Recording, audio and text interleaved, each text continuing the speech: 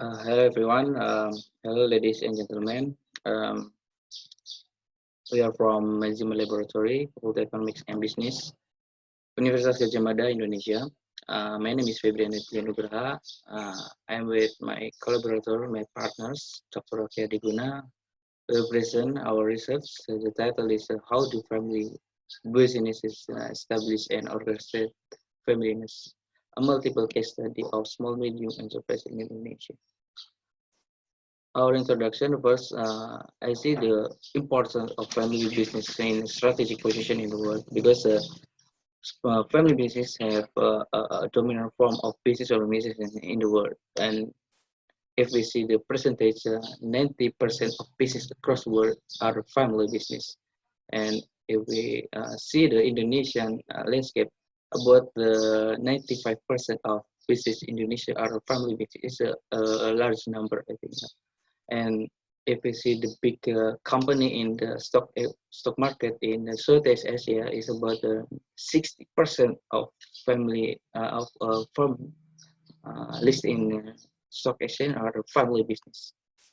And so in news phenomenon in the COVID-19 pandemic have interesting phenomenon because the families have a sustainable performance if compared to non-family owned business because family business have a great resilience amid COVID-19 pandemic. And if we see the reduced number of employees, the family business have a small number than non-family business. In family business, only 46%, and non-family business reach 55%. If we say return on equity, family business winning than non-family business. So I think this strategic position in the business with the family in their business because we cannot be spared from the role of the family in the family business. And why the family business have great performance than non-family business? I think research-based view in the family business have a good uh, good good management because in if family business create more economic value, this is have a competitive advantages. Before have a competitive advantage, family firms should be good in resource orchestration. Family business have a special resource. The name is Familiness because family is special collection of resource for the company that is based on the result of family involvement. Family have many involvement in the from decision from human resource management and anything in the operation of business. And familiness is leading to wealth creation because they have a family and business interaction in the family business. Our methodology, we are using a process qualitative research and design. We're using a theory elaboration research model. Our strategy using multiple case study. In case context, we're using 3 family business in Indonesia. And the size is a small, medium enterprise in Indonesia with different sector. Data collection time period using June and until July 2020 data collection method using semi-structured interview and some supporting document. And data analysis, we refer to Miles Huberman, Saldana, and Eisenhardt. With the interactive analysis technique that move from data collection, data condensation, data display to drawing, conclusion, and verification. Within case analysis and cross analysis refers to Eisenhardt. We're using credibility, our risk credibility using multiple sources for factor validity, internal validity we're using pattern matching, external validity we're using replication logic, and reliability we're using case study protocol. For the next session, we'll continue my partners, my research collaborator, Dr. Adiguna. Thank you.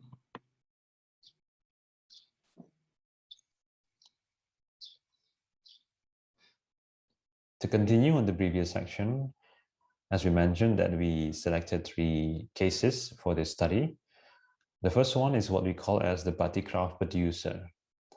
So batik is the traditional motifs, as you can see in the picture. It requires skill and techniques, special techniques, usually passed down from one generation to another generation by hand. This one is what we call as batik tulis, which is a special technique that where we use the handcrafted batik motifs. And this one has been around since 1974. Now it's run by the 2nd and the 3rd generation. And all of our cases are located in the western part of Java Island in Indonesia. So this one is one of those. What's unique about this case is that it has achieved various awards from the national government. As you can see on the picture on the left, there was an award by our former president, Susilo Bambang Yudhoyono. The second case is what we call as the Textile Retailer. This one is established in 1965, and it is also run by the 2nd generation. Different from the first case, this case, the owner-manager is selling a retail on textile. The third case is what we call as the Conglomerate. It is uniquely run by the 6 sons of the owner. So the founder has passed away, and now it is run by the 6 sons. And we call this as a conglomerate because it has various lines of business. One of those is this one on farming, but it also has sports centers, also has various businesses that comprise as one diverse business family.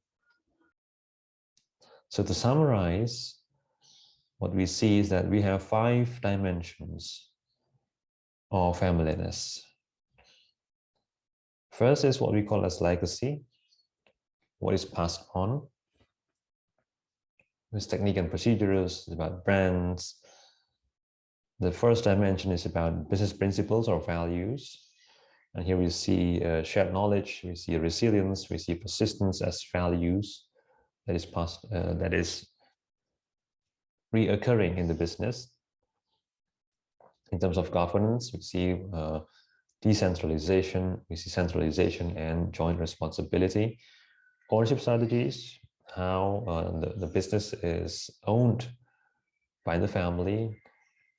In all our cases, we see this the same transmission via the will of the parents. And lastly, what we see is the perspective on non-family employees. In all cases, they produce loyalty. There's loyalty aspects here that is key from the non-family employees. But also we see how knowledge is produced. We see also how non-family is granted authority as well. To conclude, from our questions about how family business established familyness, we see that familyness emerged from the unique interaction of, the unique interactions among the individuals, the family, and the business across time. It is not produced instantly, but it is a result of the historical interaction between these 3 spheres. And we also found that there were 5 dimensions of familyness. It's about legacy, business principles or values, governance strategy, ownership strategy, and the last one is the perspective towards non-family employees. And future research recommendation from our study, we see that there is a scope to expand familyness not only as what is unique about family business, what makes family business different, but also when it is preserved and transmitted from one generation to another, we see this more as a tradition. So when tradition is produced, then it becomes what is unique for each family business. And there is a growing literature in the family business studies that highlight the importance of tradition. And if family business can be seen as tradition, then it can also be seen as a source for innovation. There's also the stream here, which relates to innovation to tradition. So how familyness enables innovation in family business can also be unique.